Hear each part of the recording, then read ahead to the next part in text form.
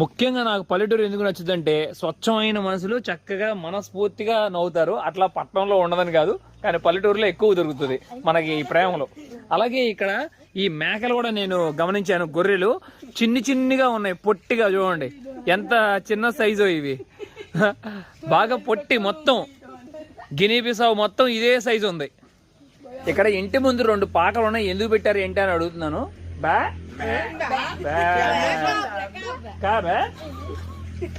Very good ఇదిగోండి ఈ పాక. ఆ మేకలు ఇందాక మేకలు కనబడ్డాయిగా, ఆ మేకలు పెడుతున్నారంట.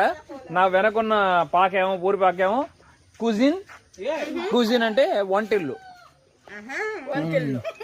వంటిల్లు. ఇక్కడ ఇప్పుడే మిత్రుడు చక్కగా లోకల్ టీ రెడీ చేస్తున్నాడు. ఓ